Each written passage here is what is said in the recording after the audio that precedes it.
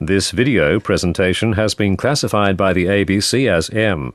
It contains material that is not recommended for persons under 15 years.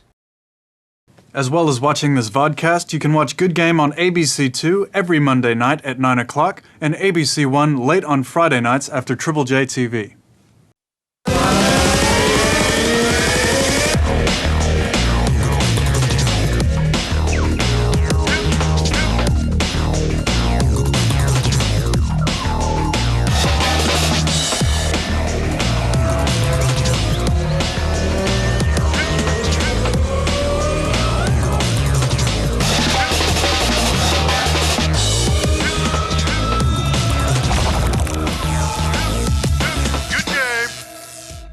Hello and welcome to Good Game, the show for gamers, by gamers. I'm Barjo. I'm Junglist. Well, Jung, it seems only fitting that whilst the world's elite athletes are slugging it out for medals in Beijing, that we should slug it out for the sake of gaming with the official game of the 29th Olympiad. Peter Moore is one of the most important people working in the industry. After many years at Xbox, he now heads up sports at Electronic Arts. We caught up with him at E3. Plus the game that's frying a few synapses, Braid. But first, can you guess the game for this week?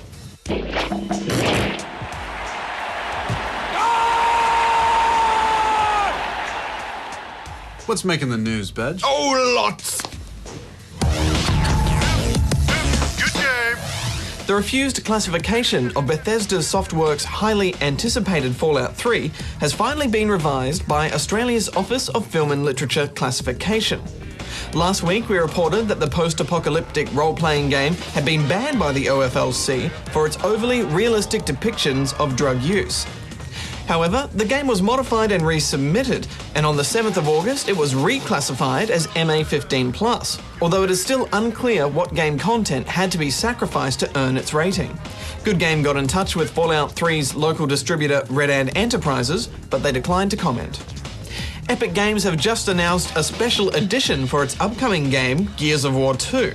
For the release of the title, Epic are offering a life-sized replica of the game's most famous weapon, the half-machine gun, half-chainsaw Lancer. The plastic gunsaw is almost a metre long, making it one of the largest bonus items to ever be given away with a game. But the Lancer bundle is so far only confirmed for release in North America. Fury, the Australian-made player versus player RPG, has finally called it quits, with the game's publisher, Orin Games, turning off its servers and closing down its official website in the past week. Orin made headlines earlier this year when the slow sales of Fury caused the closure of the company's game development department, resulting in the loss of around 60 jobs. In the game's last few months, Orin had attempted to turn Fury's profits around, but despite switching to a new free-to-play business model, they were still not able to attract enough players to keep the game alive. Good game! We are now in an age where digital distribution can take the fruits of one man's labour to the rest of the world. Jonathan Blow, a game design academic, is the latest such binary battler. He's taken the simple concept of a puzzling platformer, manipulated it with the fourth dimension, and called it Braid.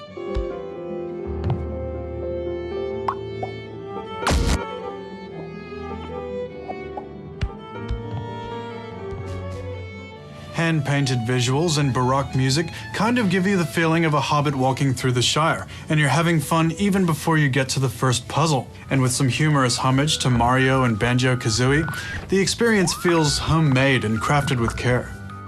As Tim, you set off on an adventure to find your princess. Lessons learned and experiences along the way are represented by puzzle pieces, which form a larger puzzle belonging to each level. Of course, some lessons are harder learned than others, but then Tim is no ordinary jumpman. Tim has control over time, and you can fast forward and rewind as you see fit. Different speeds are given for your convenience, and on its own it ensures that you're not punished for every mistake. But after a straightforward first level, time starts to behave strangely. One level, time moves forwards and backwards as you do. Another, your movements are repeated by a ghost after you hit the rewind button. And another gives you a ring that slows down everything that is close to it. All of these things are great ideas, but where it really all comes together is in the level design. Everything's in the perfect place. Everything is crafted so that you don't have to guess and check. There's no trial and error or random or obscure solutions. You just look at it for a while, wait for your brain to think the right way, and it clicks.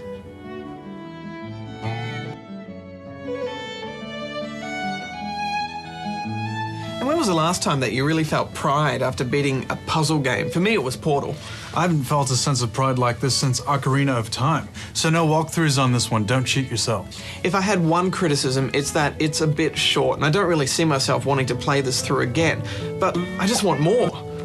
Yeah, I thought so too at first, but I actually beat The Bourne Conspiracy faster than this little 2D puzzler.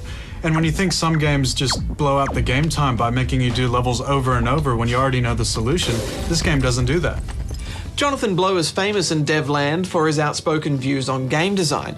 He says that often games have conflicting elements that confuse their audiences, such as Marcus Phoenix looking like a total badass, but you don't really feel like one when you're taking cover and sucking your thumb waiting for your health to recover. He also says that the main problem in games is that story is directly opposed to interactivity and they just don't agree with each other. He gets around this in his own game by letting you choose whether or not to read books that you walk past. And it's a good thing he does because the story is open to a wide range of interpretations, which is a nice way of saying it doesn't make sense. Braid sends a message to the little man. Small collaborative projects can work, but not without hard work. Braid was submitted to a game festival in 2005 as a playable game, so that means it's had 3 years of playtesting and polish.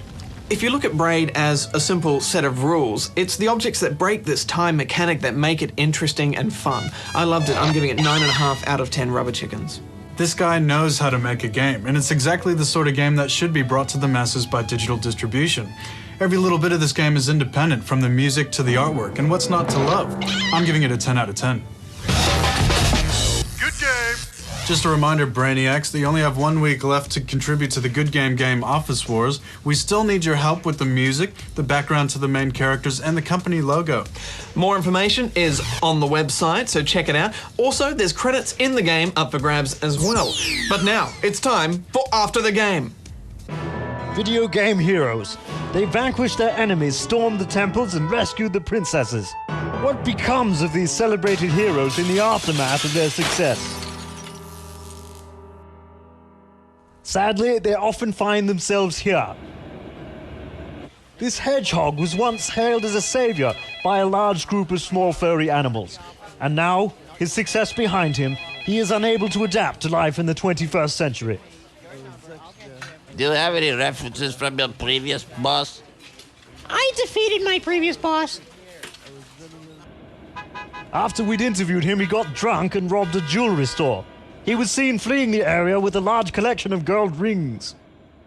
However, police recovered the stolen goods when Sonic slipped and fell onto these objects. Sonic is not alone, however. This man is a former tradesman who experienced some success rescuing his partner from a castle. Mario found work with a temp agency, but was soon the victim of a freak accident in the workplace. He had innocuously bumped into this cactus and was suddenly reduced to half his former height. This meant that he was no longer able to reach the top of his desk. It's not fair. They let me go. What kind of a job security can I get in this wintry employment climate? For some victims of post-video game success disorder, however, the only outcome is self-destructive ruin. Hey man, you got a light?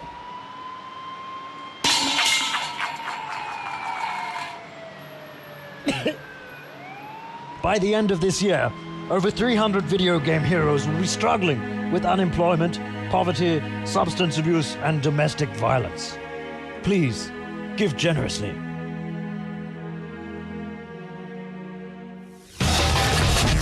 Good game! It's the Olympics of electronic sport, the World Cyber Games. And last week, the best gamers in the country gathered to battle it out for the rights to represent Australia in the World Finals in Germany this November. They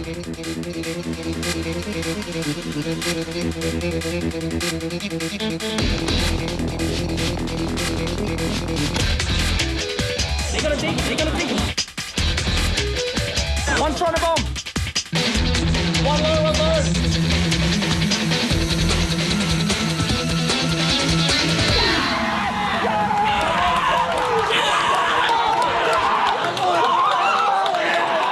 It's just ecstatic, really. I haven't even felt it yet. I mean, we won that last round and we all just started jumping. It was great, man. It was great. How many hours would you guys practice every night? About at least 4 hours a night, minimum.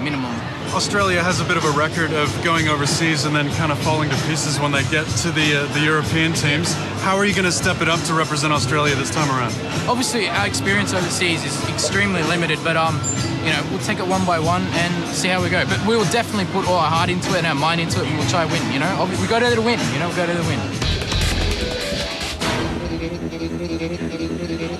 All right, Moonglade, you've just won the Australian qualifier for Warcraft 3 in the WCG. That's right. How did you do it? A lot of practice, yeah, and know your opponents, basically. The guy that I played in the final is also in my online team, so we've practiced a lot together and we know each other very well. Was there a specific strategy that you used in this competition? Yeah, I did a lot of early rush strategies on most of the maps. His certain race is weak to them, so I practiced a lot of them, and he knew it was coming, but he didn't really stop it, so...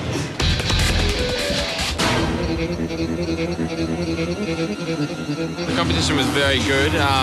We practiced a lot, like heaps coming in this tournament, more than we practiced for any other tournament. We really wanted to represent Australia internationally. We've been wanting to do that since WCG 2005 when Halo 2 came out, and yeah, we finally did it.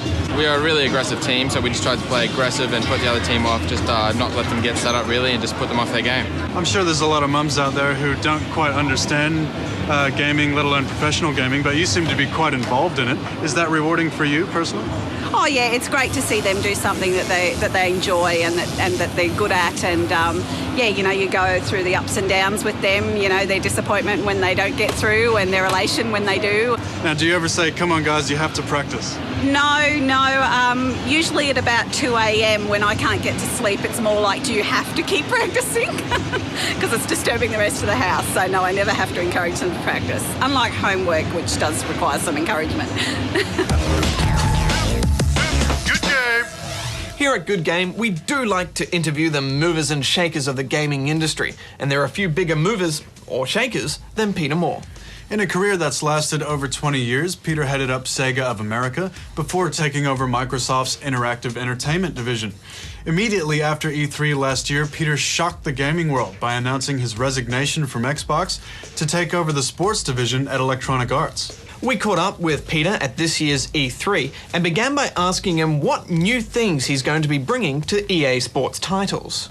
Basically what it is taking statistical data that is produced every single night when the games are played, and then overlaying that almost overnight into the game experience, obviously through an update to the game, and then the next day the game will play slightly different based on what we have seen the night before in the real NBA game. We're far gone now from the old days of when you just hard-coded a game and that game never changed. And that's what the dynamic element of it, and the DNA, of course, is the tendencies, the behavioral tendencies each and every player has on the team. If it's successful, will it be rolling out with possibly some Australian titles? Yeah, we're looking at it. Obviously, it's a pilot program with the NBA. It's the sport, I think, that really lends itself well to this.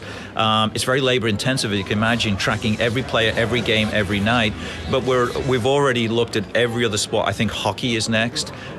You can imagine football, soccer, rugby, in particular. The tendencies...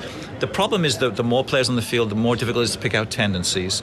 And the bigger team games are more challenging because they're a little bit more scripted. Is there a lot of pressure being the head of such a big department with, I imagine, a huge fan base? It's a fun pressure.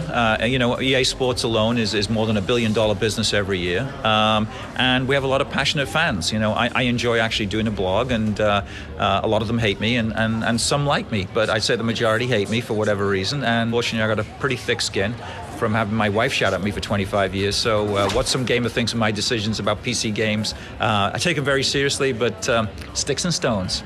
While we're talking about PC gaming, it seems it's kind of shying away a little bit with PC games with sports now.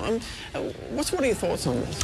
Well, we've looked at it, and we've said this many times over the last 5 or 6 weeks, is that there's some business challenges in the sport genre on the PC as a platform that I think are going to necessitate us changing the way that we go to market with our games. I think online needs to be a much bigger part of what we do. The concept of physical packaged goods is slowly but surely going away as hard drives continue to get bigger and bandwidth and broadband speeds get faster. And as a result, I think we need to react as an industry. What we don't want to be is the music industry. The music industry hung on for too long, wanted you and I to buy CDs for $15, $20, and didn't want to in any way encourage downloads because they worried about their IP. And the consumer said, no, this is what I want to do. People around the music industry started to facilitate file sharing and the ability to do download, and the user-generated community came in and started to be able to swap songs, and the music industry has suffered badly. What have you learned from just working in so many different big companies? Sega, in particular, you know, with the Dreamcast was both an incredibly exciting time and then a incredibly devastating time when things didn't work out the way we wanted it. Was it a hard thing to change the company's direction? If you remember those days, you know, the platform had launched rather poorly in Japan, and they weren't getting the traction. It launched actually about 8 months before we had launched here in North America on famously on 9/9/99. We had launched Dreamcast here. It was doing okay in Europe, but nothing that was setting the house on fire. Obviously, it was the first online console, but we were dial-up. We were 56K dial-up. And it was incredibly traumatic to realize as we were going into holiday 2000 that we were like the little engine that could, and we needed to get up to an install base to keep everything moving. And when the dust settled in early January, it's very clear that we had missed our target, not by a lot, quite frankly.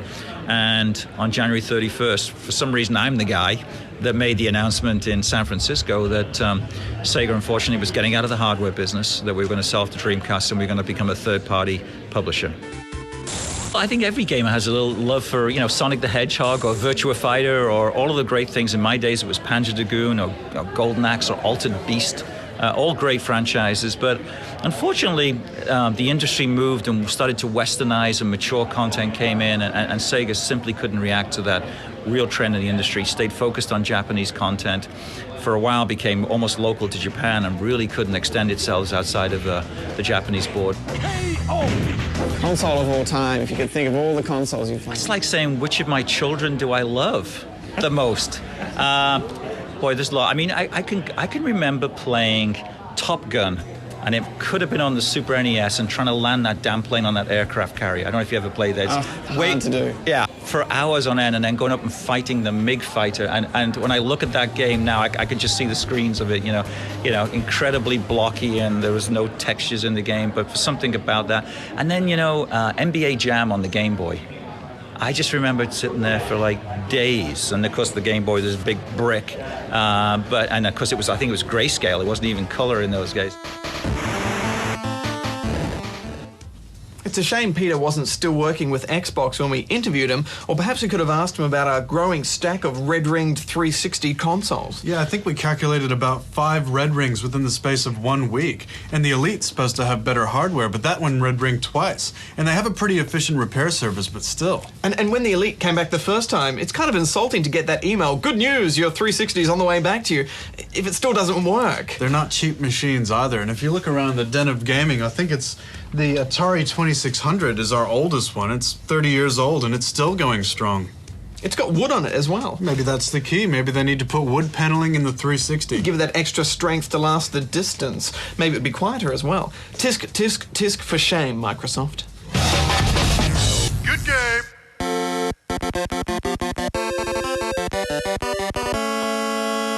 With the world still in the grip of metal fever, we think it's time to take a look back through the history of video games inspired by the Olympics. The first game off the blocks was this one. Way back in 1981, just after the Moscow Olympics, a little company named Microsoft released a game called Decathlon.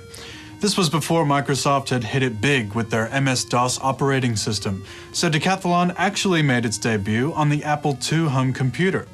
As the name suggests, the game featured 10 Olympic events, ranging from a 100-meter dash to a shot put throw. It also established a kind of tradition amongst Olympic games, button mashing. Quick fingers were the only skill you needed to be a contender in this Olympiad, since whoever tapped the 1 and 2 keys the fastest took the gold medal every single time. Not exactly compelling game design. The next big mash-tacular mash fest was this. It's track and field, and it was released in arcades by Japanese game publisher Konami in 1983. In the 80s, this game could be found in almost every milk bar. And if you played it back in the day, you'll probably have some rose-tinted memories of it being an enjoyable way to spend your 20 cents pocket money. But trust us, this thing does not hold up today. Once again, you had to run, jump, and throw things, all by furiously mashing your buttons. And just like before, track and field had almost no entertainment value. If you track this machine down today, we recommend you save your 20 cents.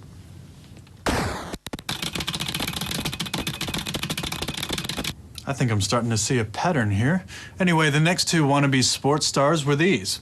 It was Summer Games and its cold climate counterpart, Winter Games, first released on the Commodore 64 in 1984. Thankfully, there was slightly more to Summer and Winter Games than just randomly slapping the keyboard. Winter Games had you bobsledding down mountains and backflipping off jumps, while Summer Games had you blasting clay pigeons and more, with a lot less button mashing than you'd expect. Things were starting to look a little better for the Olympic genre. The next game obviously didn't pay any attention though, because by the time this next game came out in 1992, it was business as usual. Olympic Gold is most notable for being the first game to ever be officially licensed from the International Olympic Committee. Although if the IOC had known how rubbish this thing was going to be, we think they may have reconsidered. Still, at least it wasn't as bad as this. It's Izzy's Quest for the Olympic Rings on the Super Nintendo, and it starred Izzy, possibly the worst excuse for an Olympic mascot ever conceived. This random arrangement of garish colors was the mascot of the 1996 Atlanta Games, and his name, Izzy, was short for What Is It? Because nobody actually knew what the hell he was supposed to be. Apart from its contemptible protagonist, Izzy's Quest was about as bad as platform games got in the mid-90s. The only medal this thing would win is a gold for boring game design. There are, of course, countless other forgettable virtual Olympiads. The Sydney 2000 Olympics inspired a variety of awful games to flood the marketplace, not least of which was the almost intolerable official game, as well as a sequel to Konami's Track and Field, which was only slightly less intolerable. The distance was 60.67 meters.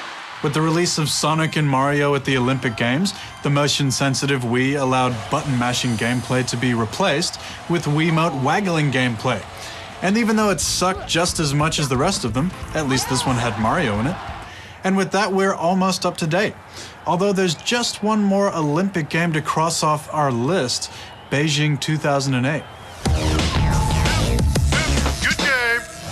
Every now and then here at Good Game, something comes along that redefines what the word fun really means, whether it's amazing gameplay or a smart user interface, or connecting with the gamer on an emotional level.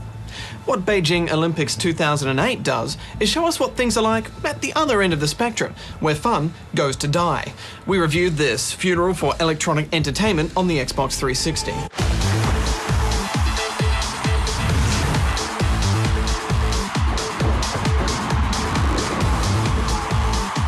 To kick things off, you're invited to take part in shooting off fireworks in the opening ceremony. The Bird Nest Stadium looks good, but trust us when we say shooting off fireworks is nowhere near as fun as it sounds. Once you leap into your first event and choose your country, the blatant Beijing button-mashing bonanza begins.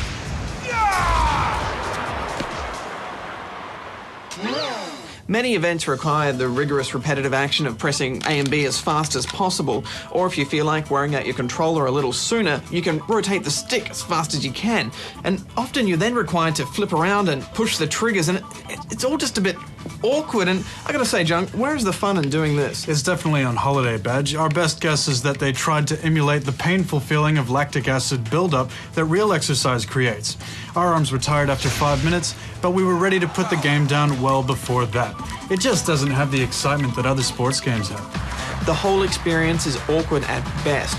The hurdles are frustratingly unforgiving, the table tennis is jerky, the tutorials seem to be missing information or it goes too fast, and the floor exercise, even if you stuff up, it's actually not represented on screen and doesn't really affect the action, so it's more like tracing a picture than actually drawing one.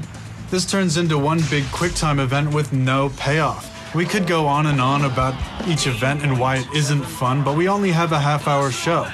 This screams cash into me, Badge. I hear you, John. And, you know, your controls are your direct link to a game, and if you have to spend more time wondering what you should be pressing than actually enjoying the game, then it's an epic fail.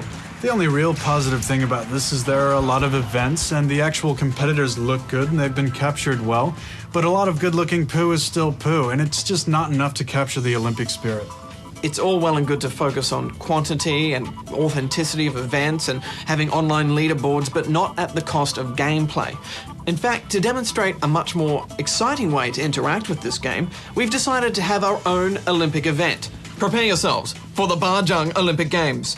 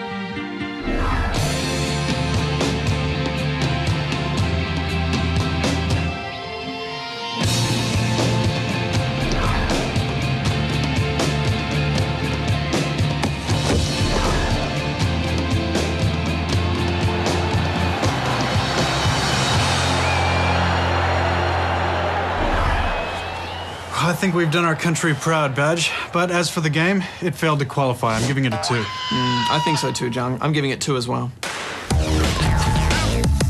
Good game.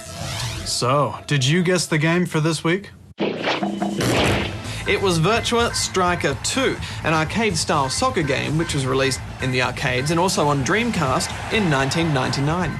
Did you remember how Peter Moore told us that he was president of Sega of America during the Dreamcast era, Badge? I do. Well, this was the first game where he was credited as the company's president, although certainly not the last. We'll be back the same time next week, gamers, with more game news, interviews, and reviews. Space Siege is the latest game from developer Chris Taylor of Supreme Commander fame. It's an RPG that aims to challenge our ethics by making us choose whether to remain human or upgrade yourself with technology. And a week later than promised, 2 Human has finally arrived in the den of gaming. Loki is now our most dangerous enemy. Also, we follow our mentorship winners as they begin work on the Good Game, Office Wars. As usual, share your thoughts about the show or gaming on our forums. Till next time, gamers, Junglist out. Bajo out.